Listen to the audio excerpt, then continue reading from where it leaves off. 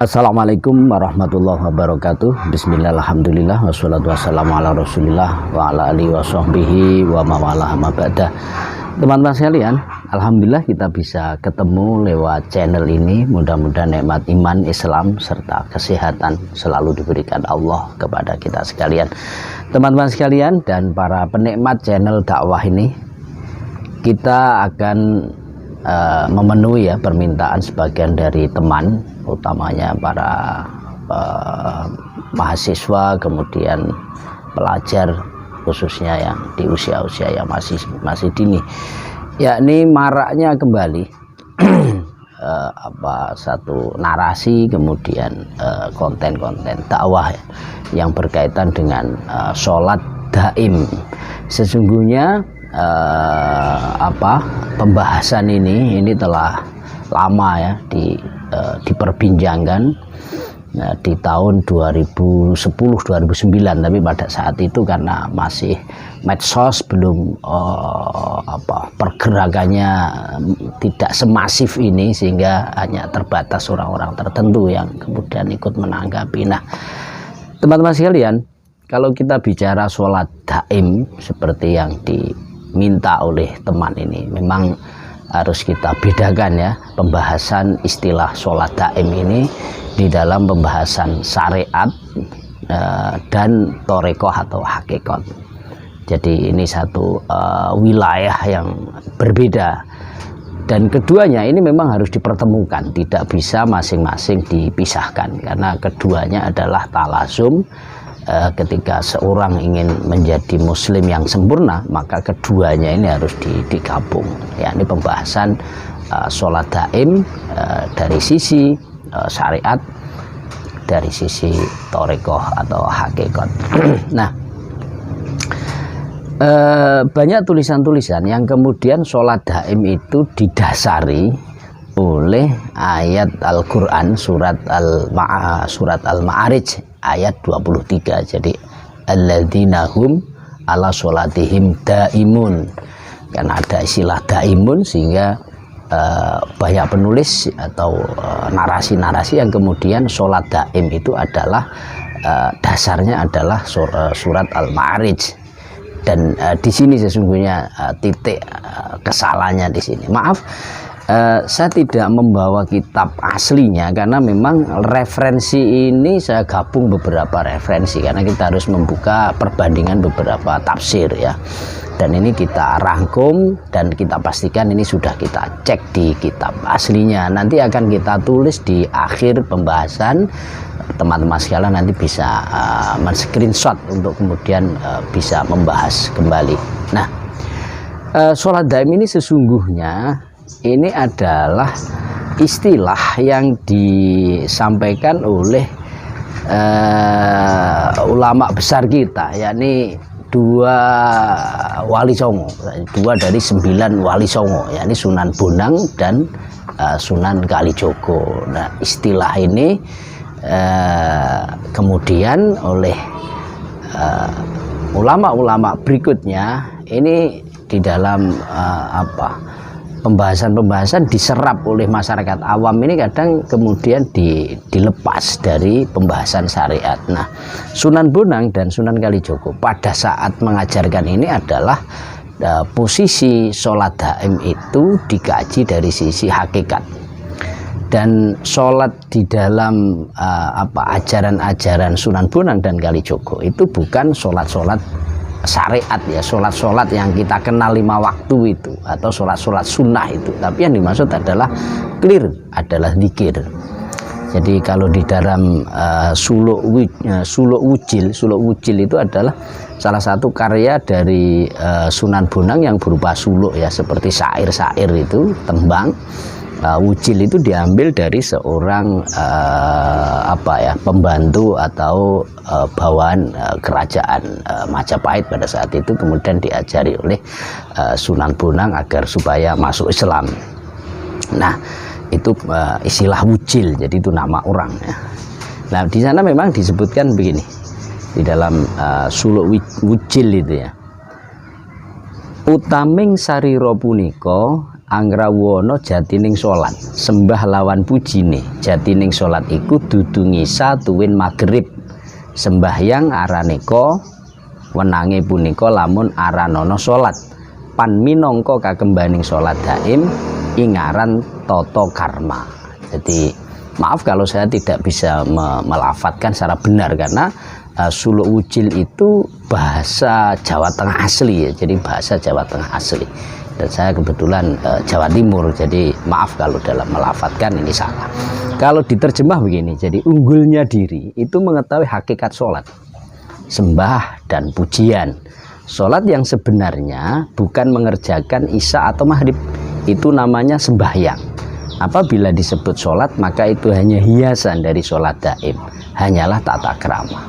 Jadi maksud daripada Sunan Bonang di sini adalah bahwa bagaimana beliau menanamkan betul tentang pentingnya zikir kepada Allah. Nah, salah satu kewajiban zikir total kepada Allah di dalam syariat Islam itu ada di dalam sholat. Makanya sholat itu adalah doa wa zikir. Jadi doa dan zikir di dalam isi sholat itu. Sehingga Sunan Bonang di dalam suluknya beliau menyampaikan bahwa zikir kepada Allah itu bukan hanya di sholat-sholat 5 waktu begitu. Maka di sana disebutkan dudu ngisa tuwin maghrib, itu artinya totalitas zikir kepada Allah itu tidak hanya di dalam sholat. Tentu di dalam sholat itu adalah intinya, karena ini yang diwajibkan. Nah, bahkan di luar itu orang Islam itu dianjurkan untuk selalu zikir dan ingat kepada Allah. Kemudian Sunan Kalijogo itu juga menyitir satu istilah sholat daim juga di salah satu karyanya, yakni Suluk Linglung namanya. Ini surat dari Sunan Kalijogo, disebutkan bahwa sholat daim tan kelawan metoyo wulu kadasi, air wudhu kadas gitu ya. Sholat batin sabenere mangan turu zahwat ngising. Ya, kalau kita terjemah, dan sekali lagi saya minta maaf kalau dalam melafalkan ini juga tidak benar karena ini asli Jawa Tengah, bahasa Jawa Tengah. Jadi sholat daim itu tanpa menggunakan syariat wudhu untuk menghilangkan hadas atau kotoran. Sebab kotoran yang sebenarnya tidak hanya kotoran badan, melainkan kotoran batin. Sholat daim boleh dilakukan saat apapun, misalnya makan, tidur, saat bersenggama, maupun saat ngising, ya, saat membuang kotoran. Lagi-lagi yang dimaksud ini adalah zikir. Sekali lagi, sholat di sini adalah zikir. Jadi tidak benar kemudian sholat daim itu ditakrifi, didefinisikan sebagai sholat. Nah, ini fatalnya di sini begitu, karena sholat itu adalah aqwalun wa afalun, muftatahatun bitakbir wa muhtatamatun bitaslim bisyaraito mahsusotin, dan seterusnya. Itu adalah takrif daripada sholat syar'i. Jadi diawali takbir, diakhiri salam dengan syarat-syarat dan rukun-rukun tertentu. Sehingga teman-teman sekalian, kalau kita membicarakan sholat daim seperti istilah yang disampaikan Sunan Bonang dan Kalijogo, maka bukan menyitir ayat Al-Quran alladzina hum ala sholatihim daimun, tidak betul. Yang betul adalah ini diperkuat dengan ayat Al-Quran, semisal di dalam surat Al-Ahzab, jadi ayat 41, ya ayyuhalladzina amanudkurullaha dzikron katsira, itu diantaranya. Jadi itu memang ajaran syariat kita, ajaran Al-Quran hadis, dan ini paham betul Sunan Bonang, Sunan Kalijogo. Jadi wahai orang-orang beriman, zikirlah kepada Allah, zikir yang banyak, zikir yang selalu kita jaga ya, di dalam keadaan dan situasi apapun. Kemudian ini juga serasi dengan surat An-Nisa. Jadi faidza qadaitumus sholata fadkurullaha qiyaman wa qu'udan wa ala junubikum. Jadi ketika kita sholat, maka jangan lepas, karena kita sedang bercengkerama dengan Allah. Maka kita harus zikir saat kita duduk, saat kita berdiri, saat kita sujud. Ini maka zikir jangan sampai lepas, jangan sampai orang sholat itu tidak khusyuk. Ini juga kata Allah, jadi serasi dengan apa yang disampaikan oleh Sunan Bonang dan Sunan Kalijogo. Faidat maknantum faaqimus sholata, faidat maknantum faaqimus sholata. Jadi ketenangan di dalam sholat ini memang dibutuhkan. Jadi sholat dalam keadaan tenang, biar dia khusyuk, biar dia tidak lepas zikir kepada Allah. Kemudian inna sholata kanat alal mu'minina kitabam mauquta. Sesungguhnya sholat syariat, ini sholat betul bukan zikir, sholat itu diwajibkan bagi orang-orang mukmin dengan ketentuan waktu-waktu yang sudah ditentukan. Jadi dalam satu hari kewajibannya adalah sholat 5 waktu. Ini yang harus dipertegas. Nah, sehingga teman-teman sekalian, kalau di dalam definisi-definisi yang tersebar, kemudian sholat daim itu didalili dengan alladzina hum ala sholatim daimun, makanya terjadi kesalahan fatal. Jadi bukan itu. Jadi seharusnya sholat daim dalam pembahasan atau di dalam literasi, ya, dalam suluk Sunan Bonang kemudian Sunan Kalijogo, itu adalah Al-Ahzab 41, An-Nisa ayat 103 dan lain sebagainya, karena itu berkaitan dengan hakikat sholat, yakni doa dan zikir. Nah, apa sesungguhnya alladzina hum ala sholatim daimun, seperti yang sering digunakan untuk mendasari sholat daim, sholat bonang, Sunan Bonang dan Kalijogo yang saya sebut tadi salah tadi, ya. Nah, sebelumnya kita harus yakin seyakin-yakinnya kalau tafsir itu tidak segampang orang menafsiri, ya. Jadi syarat mufasir itu tidak sembarangan. Jadi ini sudah kita bahas di YouTube beberapa waktu yang lalu. Jadi perangkatnya banyak sekali, dia harus menjadi mufasir yang muktabar, tidak sembarangan. Sehingga saya tidak bisa menafsiri sendiri, oleh sebab itu saya harus taklid kepada ahli tafsir. Kita buka di dalam tafsir An-Tantawi. Nah, di sana alladzina hum ala sholatihim daimun. Daimun adalah alladzina yuwadzibuna ala adaiha muadzabatan tamatan. Yakni orang-orang yang di dalam sholatnya itu istiqomah. Jadi istiqomah. Tidak kadang mengerjakan, kadang tidak. Nah, ayat ini ada kaitannya dengan ayat-ayat sebelumnya. Jadi innal insana khuliqa halu'a idza massahu syarru jazua wa idza massahul khairu manua. Jadi sesungguhnya manusia itu diberi karakter asli oleh Allah adalah orang-orang yang kikir. Ketika dia mendapatkan satu perkara yang tidak mengenakan, dia sering mengeluh. Kalau dia mendapatkan kebaikan, dia kikir. Kemudian illal musallin alladzina hum ala sholatin daimun, dikecualikan oleh Allah, yakni orang-orang yang sholatnya ini tertib, ya. Jadi daimun itu tertib, sholat 5 waktu secara tertib. Walladzina fi amwalihim haqqum ma'lumun lisail wal mahrum, dan orang-orang yang sedekah atau sosialnya tinggi. Nah, diperkuat juga di dalam tafsir Al-Baghawi. Jadi alladzina hum ala sholatihim daimun itu daimun yuqimunaha fi awqatiha yaknil faraid. Jadi bukan masalah zikir ini, tapi adalah sholat 5 waktu yang oleh Allah diwajibkan bagi seluruh orang mukmin mukminat. Alladzina hum ala sholatin daimun di dalam tafsir Baghawi yuqimunaha fi awqatiha, jadi melaksanakan sholat di dalam waktunya. Kemudian tafsir Al-Qurtubi alladzina hum ala sholatihim daimun, ini kemudian alladzina hum ala sholatim daimun ai ala mawaqitiha, jadi tertib melaksanakan sholat 5 waktu di dalam waktu yang telah ditentukan. Tafsir Ibnu Katsir daimun maknahu yuhafiduna ala awqatihim wa wajibatihim, jadi melaksanakan sholat dengan menjaga waktu, tidak sampai keluar, kemudian menjaga wajib-kewajiban di dalam sholat, yakni terkait dengan syarat dan rukunnya. Jadi semuanya ini berkaitan alladzina hum ala sholatihim daimun ini adalah alladzina hum ala sholatihim daimun ini adalah berkaitan dengan sholat syar'i, jadi bukan berkaitan dengan zikir.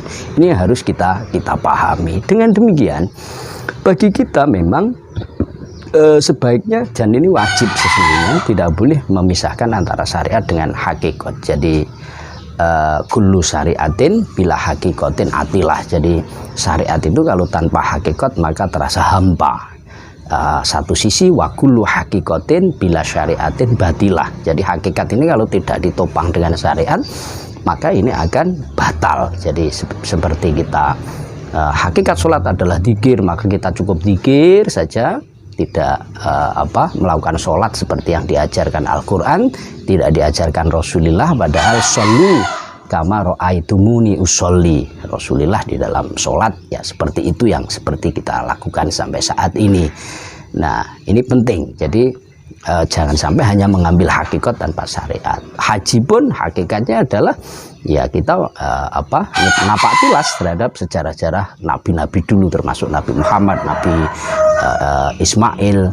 Nah kalau ini kita mengambil hakikatnya ya kapan saja, tidak harus asyhuru maklumat. Nah ini fatal ya, batal. Kalau kita hanya berhakikat ya harta siapa saja bisa kita ambil, karena apa, hakikatnya adalah milik Allah, jadi akan batal. Ini yang dimaksud oleh sebagian arifin, wa kullu hakikatin bila syariah batilah. Maka fala budda lil akil ayyajma'a bainahuma. Maka bagi kita ini harus mengumpulkan keduanya. Syariat kita pegang, hakikat juga kita gabungkan, sehingga ketika kita sholat ini tidak hanya gerakan-gerakan tapi harus ditopang dengan zikir, doa di dalam hati kita, yakni khusyuk. Zakat juga begitu, membersihkan diri. Wudhu juga begitu, membersihkan dosa-dosa. Jadi menggabungkan antara syariat dengan hakikat. Li'annahuma mutalazimani, karena keduanya itu seperti simbiosis mutualisme gitu ya. Jadi satu sisi mata uang, jadi tidak bisa dipisahkan. Nah dengan demikian teman-teman sekalian, dari semua yang ditampilkan ya di dalam beberapa medsos, bahwa sholat daim itu kemudian ditakribi, sholat daim adalah sholat yang dilakukan secara terus-menerus dalam bentuk dhahir dan batin. Ini saya kira satu definisi yang harus didefinisikan kembali, harus ditafsirkan kembali. Dan ini bahaya di dalam ma'rad dakwah kita. Kalau yang membaca orang bisa memahami tentu tidak apa-apa. Kalau anak-anak lah ini bahaya ini ya, bahwa oh ternyata sholat daim itu ajaran Sunan Bonang, ajaran Sunan Kalijogo, ternyata tidak butuh wudhu, ternyata tidak butuh sehingga kita cukup selalu dzikir terus menerus, baik waktu bersenggama, waktu berak dan lain sebagainya. Maka ini sangat bahaya. Bisa saja ini adalah orang akhirnya tidak mau melaksanakan sholat 5 waktu, dia hanya mengambil hakikat. Dan ini di medsos luar biasa. Jadi sholat daim itu kemudian didefinisikan sebagai sholat. Ini yang harusnya tidak dilakukan. Yang betul bagaimana? Sholat daim adalah zikir, begitu ya. Zikir yang dilakukan terus menerus, itu yang betul. Sehingga tidak terjadi tasyabuh, tidak terjadi syubhat seperti ini, salah fahaman, sehingga menjadi banyak yang menjadi korban. Mereka-mereka yang belum memahami syariat dengan baik, kemudian membaca tulisan ini, menerima dakwah ini, akhirnya mereka tidak mau sholat. Yang penting orang itu zikir terus, itu sudah cukup, karena itu ajaran Sunan Bonang, Sunan Kalijogo. Wah ini fatal, padahal yang dimaksud adalah bukan itu. Demikian teman-teman sekalian, mudah-mudahan bermanfaat. Nanti akan kita share ini di akhir akhir YouTube ini, pembahasan ini, agar supaya kita sekalian nanti bisa mengkajinya. Demikian, wallahul muwaffiq ila aqwamit thoriq. Wassalamualaikum warahmatullahi wabarakatuh.